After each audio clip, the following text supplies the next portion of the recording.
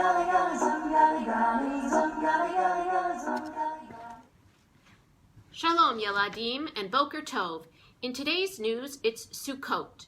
Sukkot is one of the most joyful holidays on the Jewish calendar. Sukkot, a Hebrew word meaning booths or huts, refers to the Jewish festival of giving thanks for the fall harvest. The holiday has also come to commemorate the 40 years of Jewish wandering in the desert after the exodus from Egypt. Like the Sukkot or huts today, the Jews then had to build temporary shelters on the journey. We celebrate this most joyful holiday by building a sukkah, eating a sukkah, even sleeping in a sukkah. This holiday is much more fun when it isn't raining. We go now to special correspondent Rabbi Kamil for a Sukkot story. Thank you. So I'm here at the scene of a crazy story which happened recently. We had a situation where someone, as you can see, was inside this sukkah. Worried about the size of the sukkah, when he and his wife and his children were here, he decided to go and ask the rabbi what he could do about making his sukkah bigger. He went to the rabbi and asked, "Rabbi, what can I do to expand my sukkah?" And the rabbi said, "Here's what I want you to do. I know that you've been having your meals in there with your wife and your children, but I also know that you have some chickens, right?" The man said, "Yes, I do have some chickens."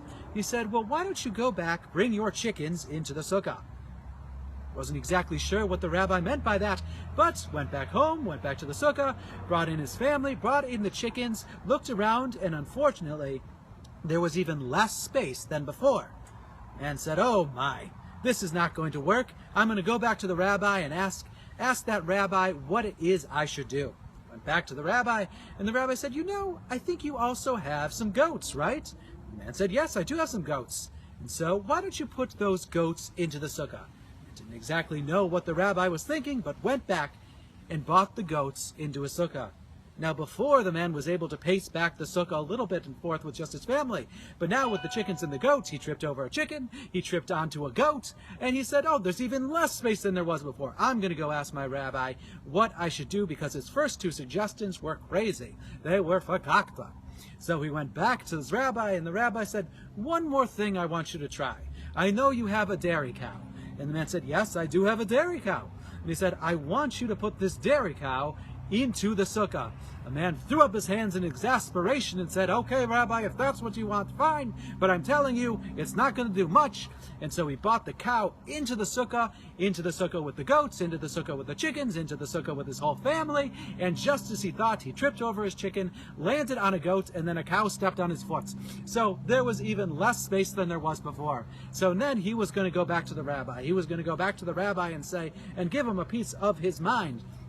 When we got to the rabbi's office, the rabbi said, "Okay, I understand your frustration, but now I want you to go back. I want you to take out the chickens, I want you to take out the goats, and I want you to take out the cow." So the man went back, took out the chickens, took out the cow, took out the goats, and it was just him and his family. And he looked around and he said, "Oh my goodness, this sukkah is so big." And then he understood what the rabbi was trying to do. Back to you in the studio. Back to you in the studio. Thank you, Rabbi Kamil. Viewers, please be assured that no animals were hurt in the telling of that story. Thank you, Todah, to you for tuning in to another edition of Zoom Gali Gali News. Until next time, Lehitraot.